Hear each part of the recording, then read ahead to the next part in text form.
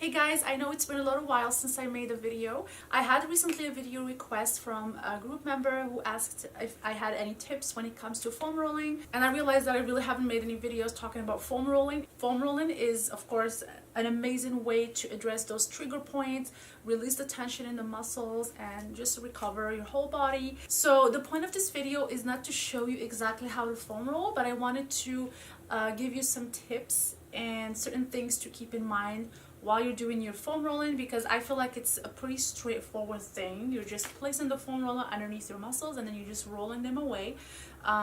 I do have a detailed video of foam rolling inside the back pain bootcamp, so I don't want to have to go through that in detail here because the video was very long, but there are some very important things that apply to foam rolling in general that I feel would really benefit you. So the very first thing I really encourage you to do when you're starting to foam roll is to just have an idea about where your muscles are and how they look like. It's so important to be foam rolling the muscles in a way that is not creating more weakness. What I mean by that is there are a lot of muscles that tend to be tight in general, and those are great for foam rolling.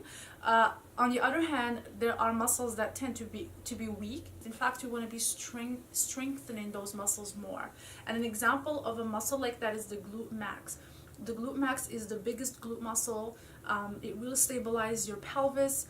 You do, of course, need to foam roll it when you need, but you don't want to be foam rolling it in a way that could create more weakness, that could make the muscle even longer and weaker. And I want to show you an example of how to properly foam roll the glute max. A very common way I see people foam roll the glute max is just to place the foam roller underneath the glute muscle and then just roll away. So what I like to do instead is I like to actually place the foam roller at a diagonal position, and I like to foam roll against the direction of the muscle fibers instead of going this way with the direction of the muscle fibers. The reason why is because if the muscle already tends to get long and tends to get weak, I don't want to be contributing to that weakness. I want to foam roll in a way that will release the tension without causing that weakness. So for the muscles that tend to get weak, you want to always be foam rolling against the direction of the muscle fibers. And a way for you to know the direction of the muscle fibers, you can pick up any anatomy book, you can Google it. Just Google, the anatomy of the human body. You will see how the muscles are positioned, and you will have an idea about how to foam roll. The muscles that tend to get really tight are your quad muscles, the hip flexors, your hamstrings as well. So I'm not saying it's dangerous if you are foam rolling the muscle in one way or another. I'm just saying that a lot of time you may be using foam rolling in a way that benefits you instead of kind of like counteracting your workouts and your strength training program.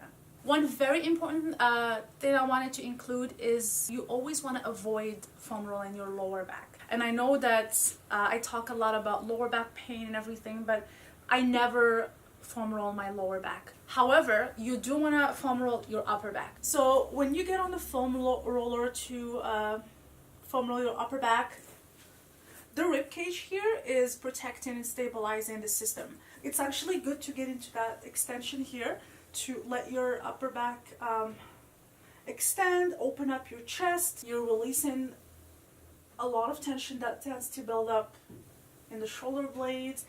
However, there is nothing stabilizing or protecting the lower back. A lot of people already have that anterior tilt, so they're walking with a lot of arch in their back here, and we already have that curvature in the human spine. So when we are actually using the foam roller in our lower back, the rib cage is protecting the upper back. There is nothing here protecting the lower back. The other thing is, if you're not sure what the cause is for your lower back pain, if you're not sure if it's a disc problem, if there's a fracture, if there is a serious issue going on in your lower back, and you're here pressing against the discs, you may be causing more harm than good. So when you're rolling the upper back, you're doing a good thing. We're already sitting hunched over all day. We do need to be opening up our chest more. We do need to create that extension in the upper back. The lower back, we already have the curve, and we may be actually causing a lot of harm.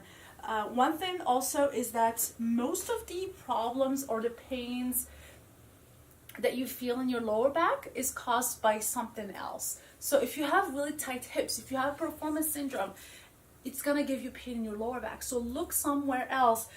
Try to use a foam roller to foam roll your hips. Maybe get a massage ball and really target the hip flexors, target those areas around the glutes, target the inner thighs, and then you're gonna see you will feel more relief than if you actually were just targeting the lower back, which most likely is not the cause of the pain. So please avoid foam rolling your lower back in general. Focus on the upper back, open up your chest. You can also use a massage ball to open up the smaller muscles here, the pec muscles in your chest.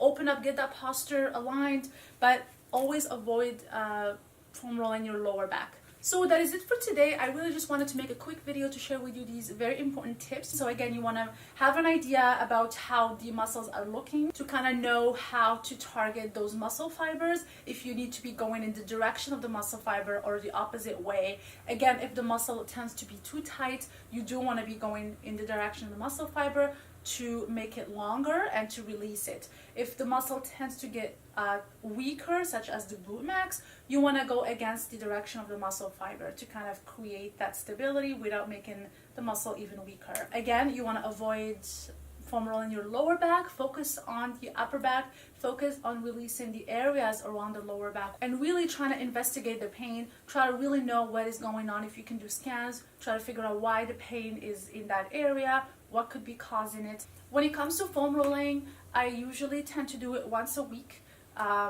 I have a lot of tension usually in my hips and in my legs, so this is where I focus my foam rolling, just my hip areas, my legs, my hamstrings tend to get really weak and tight.